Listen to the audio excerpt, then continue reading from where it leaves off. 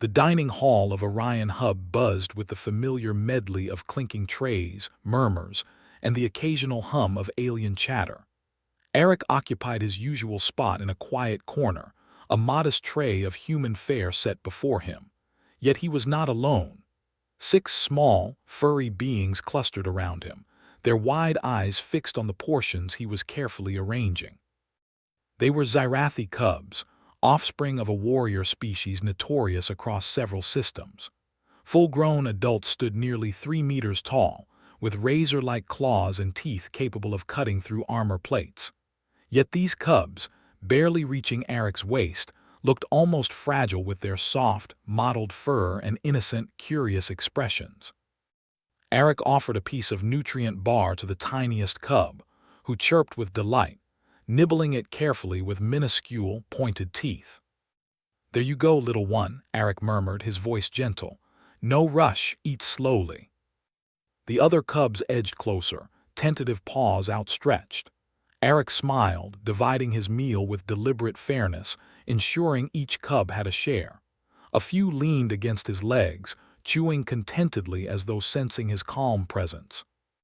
Maverick, the station's security officer, had been observing this scene for 3 consecutive cycles. His multiple eyes squinted, a mixture of skepticism and bewilderment evident in his gaze. He could no longer suppress his concern.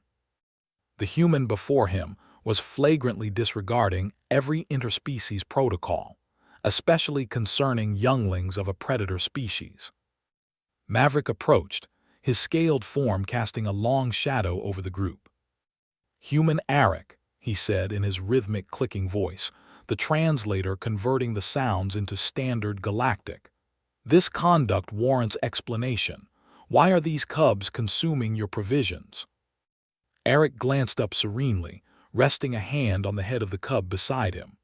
The young Zyrai nuzzled against him, a soft purr emanating from its throat. "They were hungry," Eric replied simply. Maverick's eyes blinked out of sync, betraying his confusion. "That is insufficient. These are Zyrai cubs. Their parents are warriors. They have designated feeding facilities. Why are they here, partaking in your sustenance?" The largest cub, Lyro, fixed Maverick with glowing amber eyes and stepped protectively closer to Eric, a low, wary growl vibrating in his chest. Eric rested a hand on Lyro's shoulder, soothingly. "It's all right, Lyro. Officer Maverick is only doing his duty." Turning back to the officer, Eric continued, "3 days ago, I discovered these cubs huddled in Sector 12 Maintenance Bay. They were shivering, terrified, and hadn't eaten in more than a cycle. Their parents," Maverick started. "Perished in a transport accident 2 weeks ago," Eric interjected gently. "The administration is arranging their placement with Zyrai family units, but the bureaucracy takes time. In the meantime, they were held temporarily in the youth sector." Maverick's claws flexed slightly. "The youth sector provides nutrition dispensers. That is sufficient." "Sufficient for what?" Eric asked, voice steady but firm. "For survival, perhaps. But these cubs cannot operate the dispensers correctly. They are frightened, grieving. They are children who have just lost everything familiar. A machine cannot replace comfort or warmth." One smaller cub finished her ration and crawled into Eric's lap, curling against his chest. He instinctively wrapped an arm around her and continued. "I first heard faint cries in the corridor. At first, I assumed an air filter malfunction, but investigation revealed them, 6 cubs, huddled together, seeking warmth and safety." "This does not justify violating established protocol," Maverick countered. "Zyrai are highly dangerous predators. Even cubs possess claws and teeth capable of inflicting serious injury."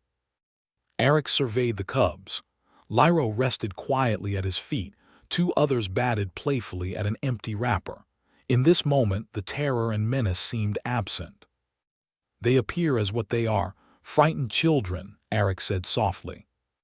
"True, they have weapons," he added, "but they are also alone, cold, and hungry in a galaxy that suddenly seems vast and unforgiving. When I encountered them, they did not attack. They sought comfort, so I stayed. I spoke gently. I offered food. Extremely risky, Maverick snapped, voice rising. Zyrai cubs are unpredictable. They could have harmed you. They could have, Eric admitted, but they didn't. Do you know why? Maverick remained silent, observing. Because I posed no threat, Eric explained. I approached slowly, spoke calmly, offered sustenance without demand. These cubs read body language and tone with a sophistication often underestimated. They understood my intent. Lyro tilted his head, emitting a soft, curious chirp. Eric smiled, scratching behind the cub's ear, a spot each Zyrai seemed to favor. For 3 cycles now I have come here with them. I share meals. I ensure they eat properly. I guide them in using the dispensers so they may care for themselves. But most importantly, I sit with them so they know they are not alone. This is unprecedented, Maverick muttered, his authoritative tone softening. Perhaps, Eric acknowledged, but necessary.